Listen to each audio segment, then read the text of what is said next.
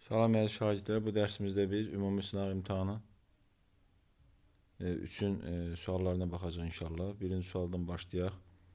Uyğunluq pozulmuşdu. Deməli, burada cavab 20-ci əsrin əvvəllərində Azərbaycan azadlıq uğrunda mübarizə aparan ziyalılarımızdan idi. Topçu Başov, burada uyğunluq pozulmayıb. 20-ci əsrin ikinci 10 illiyində Cumhuriyyətin paytaxtı Bakı şəhəri olub, pozulmayıb. 18-ci ildə Bakı şəhəri düşmənlərdən təmizləndi. Türk qoşunu və Azərbaycanlılardan ibarət könüllü dəstələr. Bu da doğrudur. Rusiyada Çar hökumət devrildi 1-ci Dünya müharibəsi dövründə. Bu da doğrudur. 1918-ci il may 28 İstiqlal Bəyannaməsi adlı sənəd Bakı Soveti tərəfindən qəbul edilə bilməz. Düzdür, Tiflis şəhərinə qəbul edilib. Bakı Soveti bolşeviklərə məxsusdur. Ona görə burada uyğunluq pozulub. Davam edirik ikinci sualla. Tunc dövründə deməli yeni təsərrüfat sahələri yarandı. Yeni təsərrüfat sahələri bağçılıq, bostançılıq və üzümçülük nəzərdə tutulur. Deməli burada cavab D-dir. Üçüncü sual 20-ci əsrin əvvəlləri Cənubi Azərbaycan tarixinə aiddir. Həm 20-ci əsrin əvvəlləri, həm Cənubi Azərbaycan olmalıdır. Çar Rusiyası müstəmləkə rejimi şimaldadır. Konstitusiyanın qəbul edilməsi üçün mübarizə aparılırdı, doğru, Səttarxan nəzərdə tutulur. Həm də o dövrdə deyir ki, ölkədə ingilislər və ruslar ağalıq edirdi, bu da doğru. Müstəqil dövlət orada deməli olmayıb, yaranmayıb. Müstəqil dövlətçiliyimiz şimalda bərpa edilib, cənubda yox. 2-3, yəni D cavabı doğru cavabdır. Dördüncü sual. Türkmənçay müqaviləsi ilə Rusiya hakimiyyəti altına düşən xanlıqlarımız hansılardır? Bilirik ki, bu Naxçıvan, İrəvan xanlıqlardır. İrəvan 3-dür, Naxçıvan da 4-dür. Ona görə biz burada 3-dən 4-ü götürməliyik. Davam edək.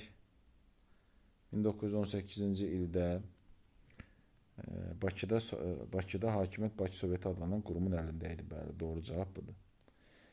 Digər cavablara baxaq. Cumhuriyyət monarxiya şəklində deyildi.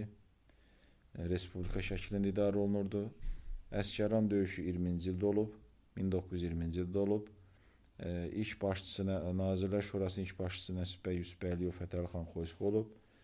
Azərbaycanın ilk ali təhsil müəssisəsi də 1919-da Bakı Dövlət Universiteti yaradılıb. Bu da səhvdir. Davam edirik. 6-cı sual. Azərbaycan Xalq Cümhuriyyəti dövründə daha əvvəl baş vermiş hadisəni müəyyən edin. Həmən burada soyqırımı çıxırıq. Çünki soyqırım Cumhuriyyətdən əvvəl olub zaten. Bakı Sovetinin yaradılmasında çıxırıq. Digər hadisələrə baxırıq.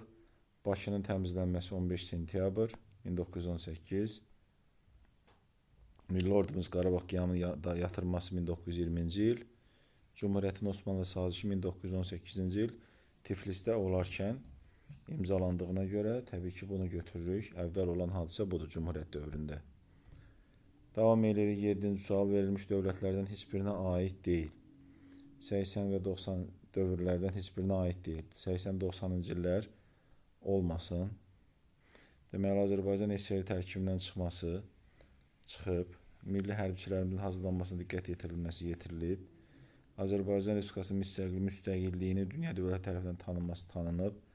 SSR-in dağılmasında Azərbaycan xalqının böyük rol olması olub. Natiq Qasımov milli qəhrəman adının verilməsi təbii ki 2024-cü ildir. Təbii ki bu olmaz. Ona görə də cavab yedi.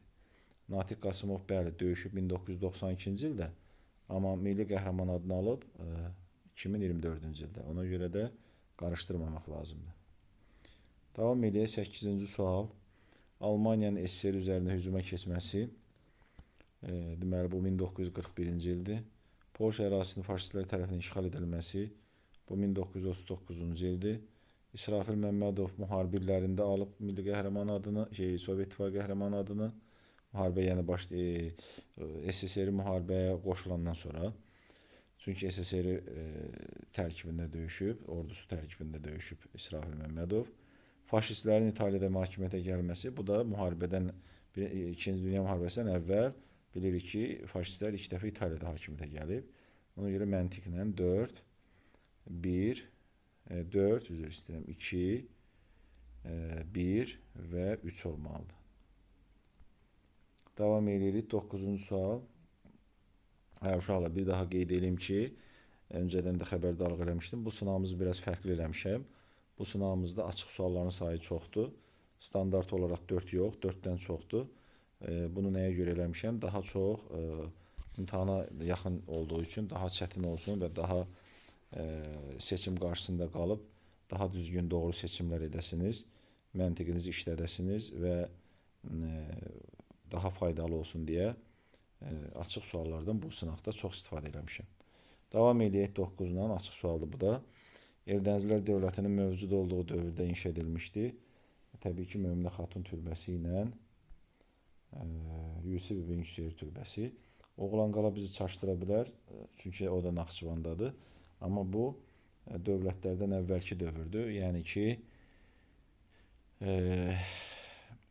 siklopik tikililərdir, bilirsiniz. Təpəgöz tikilisi də Oğlanqala. Bu o deməkdir ki, bu qədim dövrdə tikilmiş bir abidədir. Onda da təbii ki, Eldənizlər yox idi. Ərk qalası Hülakülərə aiddir, Pəri qalası da Albaniyaya aiddir. Davam edirik. 2008-ci ildə Azərbaycanda 100 illik yubiley qeyd olunurdu. 2008-ci ildə 100 illik yubiley qeyd olunub milli operamızın. Çünki milli operamız nə vaxt yaranıb? 1908. Ona görə cavab adı. 11-ci sual. Səlcuq dövləti ilə Eldənizlər dövlətinə aid oxşarlıq. Azərbaycanın cənubunda yaranmaq, Səlcuq dövləti Azərbaycanda yaranmayıb. Dərbənd şəhərinə sahib olmaq, bəli. Həm Səlcuq dövləti, həm Eldənizlər Azərbaycanı birləşdirib, ona görə də o cümlədən də Dərbəndə də sahib olublar. Doğru cavab B-dir. 12-ci sual. Xanlıqlar dövrünə aid hadisələrdən hansı daha əvvəl olmuşdu? Xanlıqlar dövrünə aid. Deməli, biz burada Əfşar imperiyasının yaranmasını həmən çıxırıq. Sonra deməli, burada qalır digər cavablar.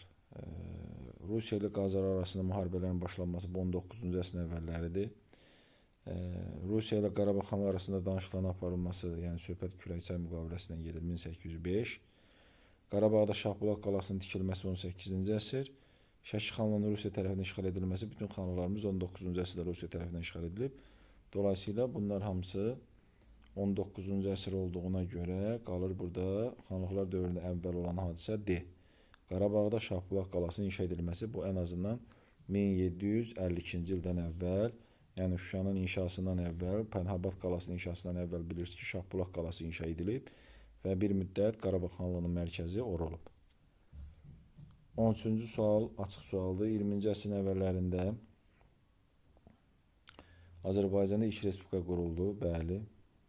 Azərbaycan Xalq Cümhuriyyəti. Tiflis ilk paytaxtı oldu, xeyr. İrəvanda Qondarma Erməni vilayəti 19-cu əsrdə yaradılıb, 1828. Azərbaycanın şimal torpaqlarının Çar Rusiyasının müstəmləkə rejimi yaradıldı, bu da 19-cu əsrdir, yəni 1913-cü ildən sonra, Gülüstan müqaviləsindən sonra. Bakıda Bolşevik hakimiyyəti quruldu, bəli, Bakı Sovetindən gedir söhbət. Dolayısıyla 1-5 doğru cavabdır. 14-cü sualda açıq sualdır. Səfəvilərin Ərdəbil hakimliyi dövrünə aiddir. Yəni ki, İsmail Təbrizi tutub özünü şah elan edənə qədər olan dövr Səfəvilərdə Ərdəbil hakimliyi dövrü adlanır. Ağqoyunlu Rüstəm Padşaha qarşı mübarizə aparmağa aiddir. Bir müddət Şahbikə Xatun, bu bilirsiniz ki, Şah İsmaildən sonradır. Deməli, Səfəvilər dövləti dövrüdür, yəni Ərdəbil hakimliyi dövrü deyil. Şeyxlik vəzifəsi irsən ötürülürdü, bu da doğrudur. Azərbaycan dili dövlət dili səviyyəsində dövlət dövründə olub, dövlət olandan sonra olub. Şirvanşahlarla hərbi toqquşmaların baş verməsi, bəli, bilirsiniz ki, Şeyx Heydərin dövründə Ağqoyunlarla Şirvanşahlar bir yerdə Ərdəbil hakimliyinin şeyxi olan Şeyx Heydərlə mübarizə aparıb. Bir də 5-dir. Doğru cavab 1, 3, 5 olur. 15-ci sual yenə açıq sualdır. Şirvanşahlar dövlətinin 15-ci yüzilliyinin 2-ci yarısı tarixinə aid deyil. Ağqoyunlu dövləti ilə müttəfiq olmaq aiddir. Bir digər Azərbaycan dövlətinin asılında olması o dövrdə əsasən Ağqoyunlu dövləti və Şirvanşahlar idi və onlar dost və müttəfiq olduğuna görə asılı deyil idi. Düzdür, orada bəzi şagirdlər şeyi düşünür, Qara Yusiflə Şeyx İbrahimin dövrünü, amma 15-ci əsrin birinci yarısıdır. Bir müddət 15-ci əsrin birinci yarısında bəli, Şirvanşahlar Qaraqoyunlardan asılı olub, amma bir daha deyirəm, 15-ci əsrin birinci yarısında. Ona görə bu o aid deyil. Şeyx İbrahim də təbii ki, Qara Yusifdən əvvəl hakimiyyətə gəlib. Deməli, o da ən azı 15-ci əsrin birinci yarısıdır, ona görə aid deyil. Və 4. 1-ci Axistan tərəfindən idarə olunması, bu da 12-ci əsrdir. Deməli, bu da aid deyil. Qaraqoyunlu dövləti ilə həmsərhəd olub. Bəli, 15-ci əsrin ikinci yarısında Qaraqoyunlunun yerinə Ağqoyunlu yaranıb. Avtomatik o deməkdir ki, 15-ci əsrin ikinci yarısında Qaraqoyunlu ilə həmsərhəd olub. Qaraqoyunlu süqut edəndən sonra da Ağqoyunlu ilə həmsərhəd olub Şirvanşahlar. Ona görə burada deməli bu aiddir. Bizə aid olmayanlar istədiyinə görə cavab 2, 3, 4 olur. 16-cı suala gəlirik. Hülakülər dövləti mövcud olduğu dövrdə uyğun gələn hadisələr müəyyən edin. Rəbi Rəşidi mədrəsəsinin açılması, intibah mədəniyyəti ola bilməz, 12-ci əsrdə qaldı o. Marağa rəsədxanasının fəaliyyətə başlaması, Təbriz İşdəfərə vadilər paytaxt edib 10-cu əsr, olmaz. Əsk qalasının inşası. Deməli 1, 3, 5 doğru cavabdır. 17-ci suala gəlirik. 2-ci Dünya müharibəsi illərində baş vermişdi. Yenə açıq sualdır. Əhmədiyyə Cəbrayılov Fransada mübarizə aparıb, doğru. Həzza Aslanov tank qoşunlarının komandiri olaraq Sovet İttifaqı qəhrəmanı adına layiq görülüb, doğru. Mixailo ləqəbli partizanın Azərbaycanda faşistlərə qarşı mübarizə apara bilməz. Azərbaycanda faşist olmayıb, tutmayıb, işğal etməyib. Ona görə bu səhvdir. Uzaq sahillərdə filmi müharibədən sonra çəkilib. Bakının Sovet ordusunun əsas yanacaq bazasının çevrilməsi, bəli, bu da doğru ifadədir. Bakı Sovet ordusunun əsas yanacaq bazası idi. 1, 2, 5 doğru cavabdır. 18-ci sual Azərbaycan Xalq Cümhuriyyəti ilə Azərbaycan Respublikasına aid oxşarlıq deyil. Üçrəngli bayraq oxşarlıqdır, hər ikisində olub. Çar Rusiyasının hücumuna məruz qalmaq heç birində yoxdur. Bolşeviklərin rəhbərlik etməsi heç birinə aidiyyəti yoxdur. Bu Azərbaycan SSR-yə aiddir. Sovet Rusiyası ilə müttəfiqlik əlaqələrinin olması, deməli, burada oxşarlıq deyil, üzr istəyirəm, oxşarlıq deyil. Oxşarlıq deyil, yox, yəni oxşarlıq deyil. O zaman 2 oxşar deyil, bolşeviklərin rəhbərlik etməsi oxşarlıq deyil. Sovet Rusiyası ilə müttəfiq əlaqələrinin olması da təbii ki, oxşarlıq deyil. Ermənilərin torpaq iddialarına qarşı mübarizə aparmaqsa oxşarlıqdır. Yəni 1 ilə 5 oxşarlıqdır. 2, 3, 4 oxşarlıq deyil. 19-cu suala baxırıq. Uyğunluğu müəyyən etmək lazımdır. Burada deməli cavab A-dır. Uyğunluq pozulub, daha doğrusu. Niyə A-da pozulub? Çünki ilk prezident Heydər Əliyev ola bilməz. Ondan əvvəl Əbülfəz Əliyev Elçi bəyin adı çəkilir. Kitabdan da bilirsiniz. Ona görə burada uyğunluq pozulub. Növbəti prezidentlərdən biridir Heydər Əliyev. Ondan əvvəl, bir daha deyirəm, Əbülfəz Əliyev də prezident olub. Əbülfəz Əliyev də ilk prezident sayılmır. Ondan əvvəl də Ayaz Mütəllibov var. Düzdür, o bizim kitabımızda yoxdur. Digər ifadələr doğru ifadələrdir. 20-ci sual verilmiş dövlətlərdən heç birinə aid olmayan cavabı müəyyən edin. Şirvanşahlar, Sacıoğullar, Eldənzilər. Ərəb xilafətinə qarşı başlamış Xürrəmlər üsyanının yatırılması. Təbii ki, bu heç birinə aid deyil.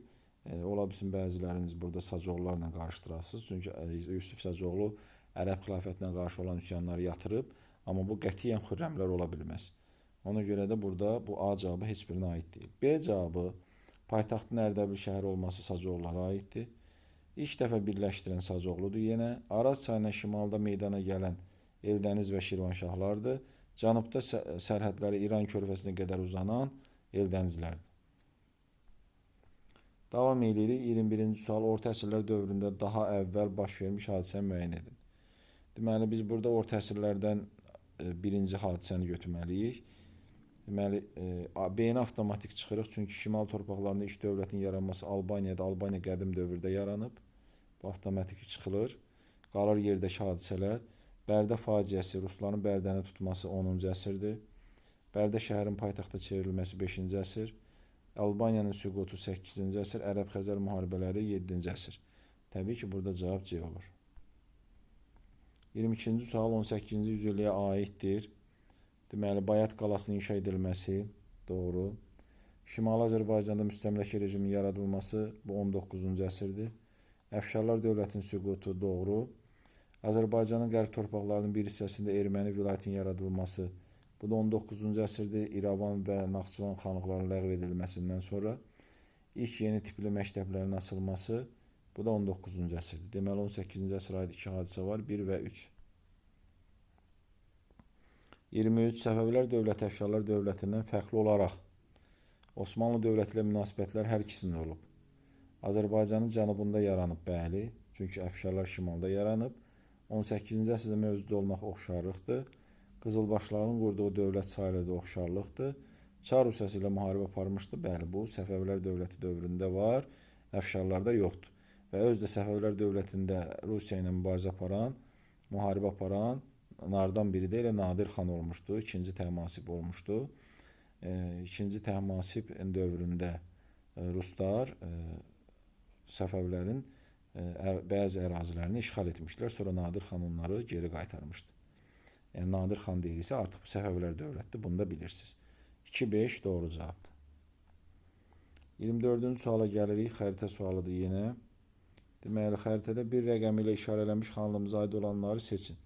1 bilirsiniz ki, Qarabağdır, 3 Şamaxıdır, 2 Gəncədir, 5 Naxçıvandır, 4 Lənkərandır. Deməli, Qarabağ xanlığına aid olan ifadələri seçməliyik. İlk müstəqil xanlıq deyil, Şəkidir. Sonra Cavanşir tayfası tərəfindən idarə olunurdumu? Bəli, 2. Sonra İrəvan xanlığı ilə həmsərhəddimi? Bəli, görürsünüz, bu hissədə İrəvan xanlığı ilə həmsərhəddir. 3-ü də götürürük.